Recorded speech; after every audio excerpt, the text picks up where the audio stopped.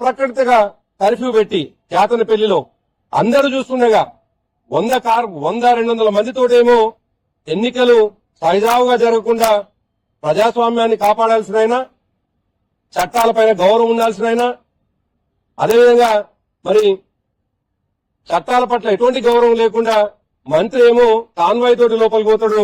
అక్కడ పక్కకు ఆగి ఉన్నటువంటి మా పాలక సుమన్ గారిని అక్రమంగా కేసులు పెట్టి అరెస్టు చేయడం అనేటువంటిది దుర్మార్గం. అయినప్పటికీ ఈ ప్రభుత్వం గుర్తుపెట్టుకోవాల్సినటువంటి ఒక అంశం ఉన్నది.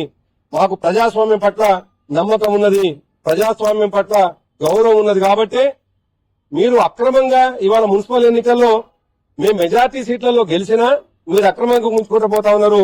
కానీ మొన్నటి సాధారణ ఎన్నికల్లో ఇవాళ తెలంగాణ అంతా చూసింది, ప్రపంచమే నివ్వెరపోయే పద్ధతిలో మీరు 64 సీట్లు జస్ట్ మ్యాజిక్ ఫిగర్ కు 2-3 సీట్లు రాగానే మా ఉద్యమ నాయకుడు కేసీఆర్ గారు ఆ రోజు అప్పటికప్పుడు గంటల్లోనే తెలంగాణ భవన్, ప్రగతి భవన్ ఖాళీ చేసి తను ప్రజాస్వామ్యాన్ని కాపాడు, ప్రజాస్వామ్యం మీద నమ్మకంతో వ్యవహరించినారు.